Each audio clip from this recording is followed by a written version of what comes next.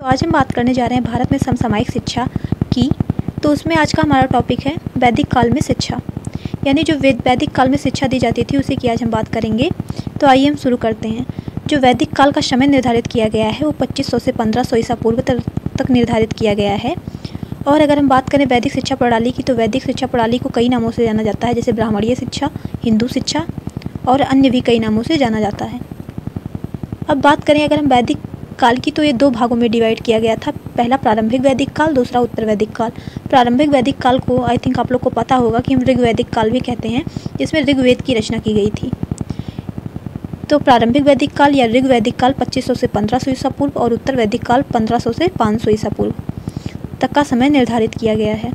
अब अगर हम बात करें तो वेदों के आधार पर जो ज्ञान दिया जाता था वो आत्मा यानी ब्रह्म की खोज के लिए, आत्मा तथा ब्रह्म की खोज के लिए दिया जाता था।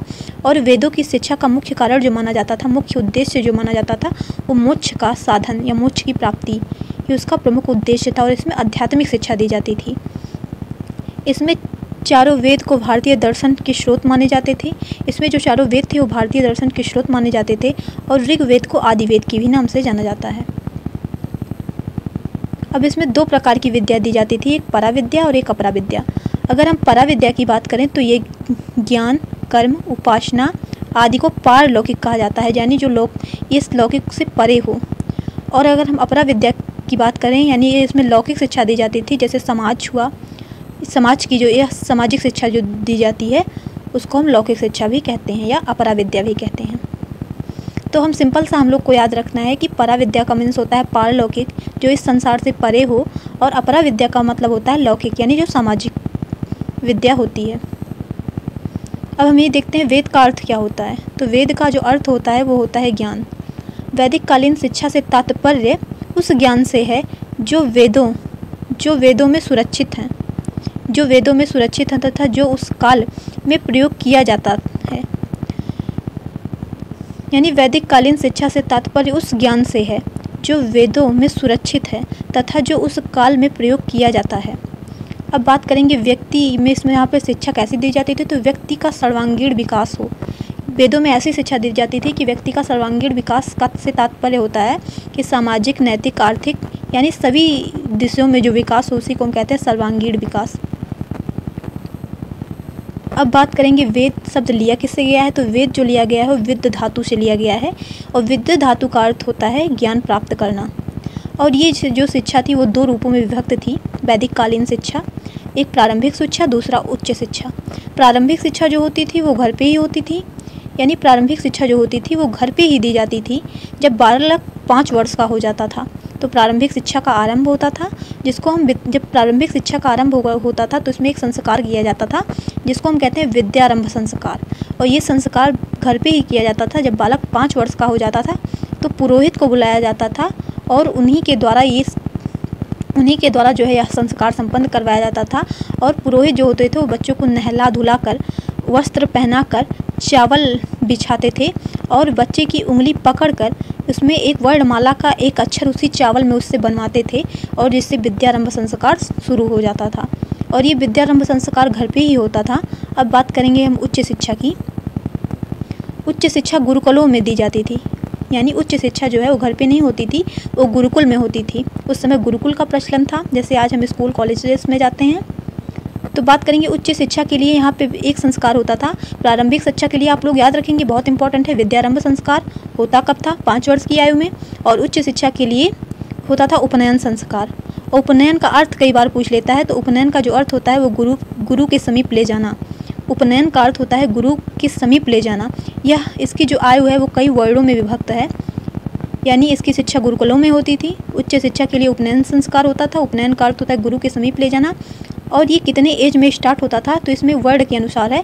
जैसे ब्राह्मण का उपनयन संस्कार जो होता था, यानी गुरुकुल में जो प्रवेश होता था उच्च शिक्षा में, वो 8 वर्ष की आयु में होता था और बसंत के समय में। क्षत्रिय का जो प्रवेश होता था वो 10 वर्ष की आयु में होता था ग्रीष्म ऋतु के समय में। और जो वैश्य का प्रवेश होता था वो 12 वर्ष की आयु में होता था पतझड़ के समय में। अब बात करेंगे वर्ण तो 4 होते हैं, ब्राह्मण, क्षत्रिय, वैश्य और शूद्र। तो इसमें शूद्र को शिक्षा प्राप्त करने का अधिकार नहीं था वैदिक कालीन शिक्षा में। अब आइए हम देख लेते हैं उपनयन संस्कार के बाद जो है बालक को द्विजु कहा जाता था। द्विजु कहा जाता था क्योंकि आप लोग को पता है उसमें जनेऊ जो होता नहीं है उसको धारण करना होता था, तो उसके अनुसार बालक को द्विजु कहा जाता था। जनेऊ के भी कई नियम हैं, जैसे ब्राह्मण को जनेऊ धारण करने की आयु 8 वर्ष है, क्षत्रिय को 10 वर्ष और वैश्य को 12 वर्ष, यही भी बताई गई है। अब हम बात करेंगे उपनयन संस्कार के बाद बालक को द्विजु कहा जाता था, और इसके बाद जब बालक की शिक्षा पूरी हो जाती थी और वो गृहस्थ आश्रम में प्रवेश करना चाहता था, तो उसके बाद भी एक संस्कार होता था जिसका नाम है समावर्तन संस्कार। उपनयन संस्कार के बाद वह गुरुकुल में प्रवेश लेता था और अपनी शिक्षा आरंभ करता था, और जब शिक्षा आरंभ होती थी तो उसे द्विजु कहा जाता था। और अब बात करें जब वो गृहस्थ आश्रम में प्रवेश करना चाहता था तो उसका फिर एक पुनः संस्कार होता था जिसका नाम है समावर्तन संस्कार। अब हम आगे बढ़ते हैं और देखते हैं कि जो वैदिक कालीन शिक्षा थी वो बिल्कुल निःशुल्क थी, कोई उसमें वो नहीं लगता था पैसा, बस हाँ गुरु दक्षिणा की व्यवस्था थी वहाँ पे उस शिक्षा में। जैसे आपकी शिक्षा पूरी हो जाती है तो आपको गुरु दक्षिणा देना होता था।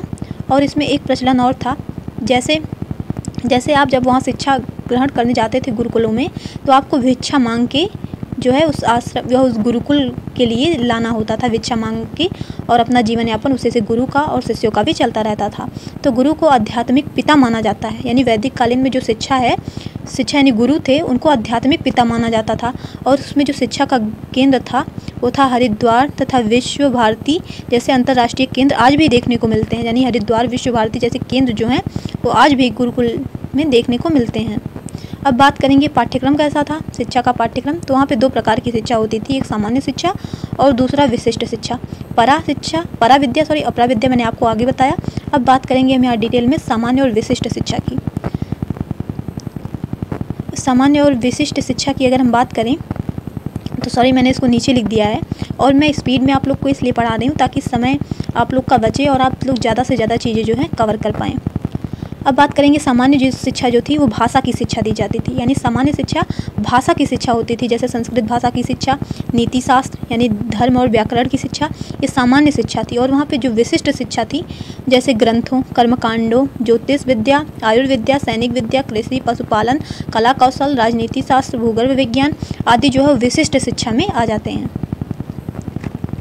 अब हम आगे और बात करेंगे कि यहाँ पे एक व्यवस्था और थी, ब्रह्म ज्ञान यानी जगत मिथ्या।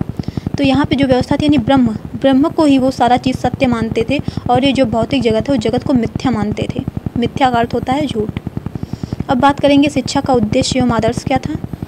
शिक्षा का उद्देश्य जो था वैदिक कालीन शिक्षा में वो एक तो था ज्ञान एवं संस्कृति पर बल, ये बहुत बार पूछा गया है, इसको आप लोग याद रखेंगे, ज्ञान एवं संस्कृति पर बल।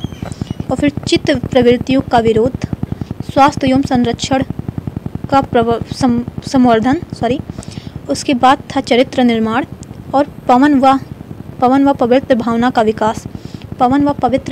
विकास, व्यक्तित्व का विकास, फिर नागरिक व सामाजिक कर्तव्यों का पालन, फिर सामाजिक कुशलता पर बल। और भी 2 पॉइंट हैं, इनको भी देख लेते हैं। राष्ट्रीय संस्कृति व संरक्षण का प्रसार और ईश्वर भक्ति, ये सबसे मेन पॉइंट है, इसको लोग याद रखेंगे। ईश्वर भक्ति व उपासना पर बल, ईश्वर भक्ति व उपासना पर बल। हमने सामान्य शिक्षा और विशिष्ट शिक्षा देख लिया। अब आगे बढ़ते हैं। ये परा विद्या और अपरा विद्या फिर मैंने एक बार लिख दिया है, आप लोग इसको देख लेंगे। तो परा विद्या का अर्थ होता है आध्यात्मिक शिक्षा, जैसे जीव, धर्म, जीव, आत्मा, परमात्मा, पुराण। और परा विद्या का अर्थ होता है लौकिक, यानी इतिहास, अंकशास्त्र, भूगोल, कुछ भी ले सकते हैं। अब बात करेंगे शिक्षण विधि की।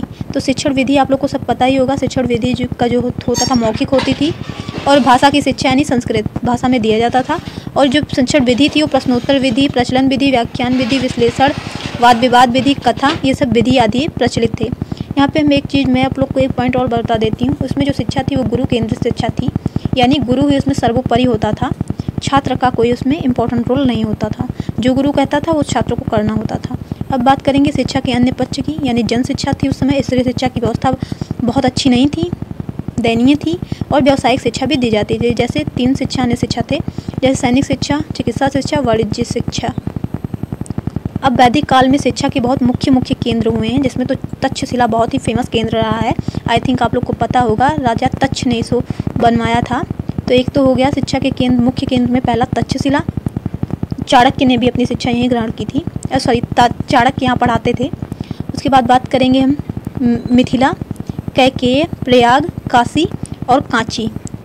इतने जो केंद्र थे वो वैदिक कालीन शिक्षा में बहुत ही प्रचलित केंद्र हुए हैं। अब बात करेंगे शिक्षा के प्रमुख गुण की। वैदिक कालीन शिक्षा के जो प्रमुख गुण थे यानी विशेषताएं थी उसको देख लेते हैं। तो विशिष्ट शिक्षा एक तो, और गुरु और शिष्य के बीच मधुर संबंध था। उसके बाद बात करेंगे धर्म एवं सामाजिकता का समन्वय। निःशुल्क शिक्षा थी, आप लोग को मैंने अभी बताया। फिर शिक्षा का व्यापक अर्थ था, शिक्षा और व्यापक उद्देश्य थे शिक्षा के। शिक्षा की व्यापक पाठचर्या थी। संस्कृत का प्रसार एवं संस्कृत का प्रचार व परिरक्षा। और फिर विशुद्ध भारतीय शिक्षा प्रणाली। फिर बात करेंगे बाल व्यक्ति का सर्वांगीण विकास, बाह्य नियंत्रण से मुख्य स्वायत्त शिक्षा। उसके बाद उत्तम और प्रभावी शिक्षण विधियों का विकास, गुरु व शिष्यों का अनुशासित जीवन। इतने इसके मुख्य उद्देश्य थे और इसके दोष भी कई रहे हैं। जैसे हम लोग देख लेते हैं, शिक्षा व राज्य का उत्तरदायित्व न होना, शिक्षा पर राज्य का उत्तरदायित्व न होना, शिक्षा की अमनोवैज्ञानिक धारणा, फिर अव्यवस्थित पाठचर्या व रटने पर अधिक बल। फिर लोक भाषाओं में फिर बात करेंगे लोक भाषाओं व धर्मनिरपेक्ष विषयों की उपेक्षा, शूद्रों की शिक्षा की उपेक्षा यानी शूद्रों को इसमें शिक्षा नहीं दी जाती थी। उसके बाद बात करेंगे जनसाधारण शिक्षा व स्त्री शिक्षा की उपेक्षा। उसके बाद बात करेंगे प्रकृति और अमनोवैज्ञानिक पर कठोर अनुशासन, उसमें अनुशासन बहुत ज़्यादा था। और धर्म को अत्यधिक महत्व व विचार स्वतंत्रता का अभाव, इसमें धर्म को अत्यधिक महत्व दिया गया था। और हस्तकला व शारीरिक श्रम के प्रति घृणा। आज का हमारा वीडियो यहीं समाप्त होता है। अगर आप लोग को अच्छा लगा हो तो लाइक करें, शेयर करें। इसके बाद हम बात करेंगे बौद्धकालीन शिक्षा की। अगर आप लोग वो भी पढ़ना चाहते हैं तो 2-3 दिन में उसका भी वीडियो आएगा। Thanks for watching this video for us.